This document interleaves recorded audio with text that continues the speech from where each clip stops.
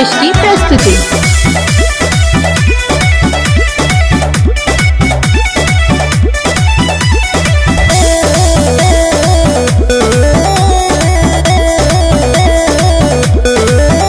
अरे पछुआ के हवा में रही हो लुका के, लूहू नहीं लगे खोया ना बापा के।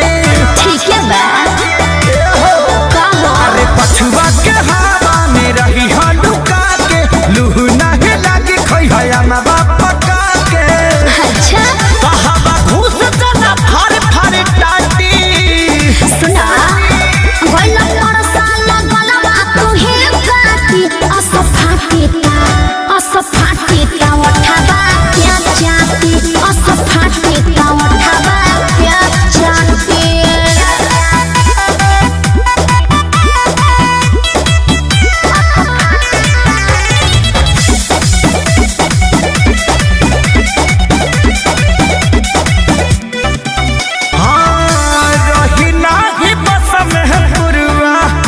बेधी नौस नौस में चढ़ली जवानी के दपन रखी हो धनी कस में।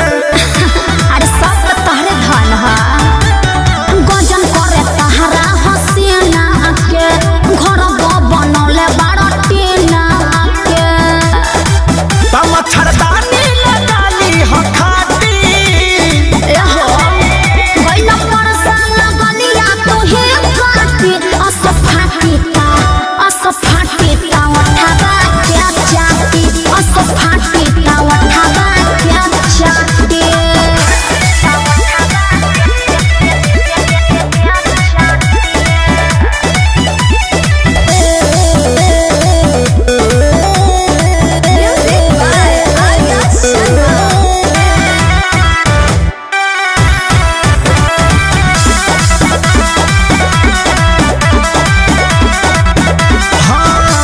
आयब कमा के धनी लिंटर कदा दे, खटिया हटा के तोहके पलंग धरा दे। अरे तोहरा आशा में तो जिए तनी अरे बोझ न पवन लाचारी हो तोहरा से निमन खेसारी हो।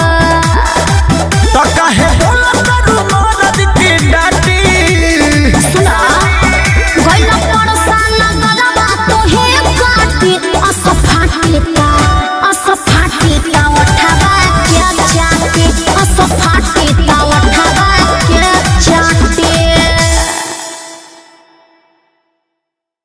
अच्छा हवा घुस जना फर फर टाटी सुना गोला परसा लगलवा तू हे काटी असफाटी का उठावा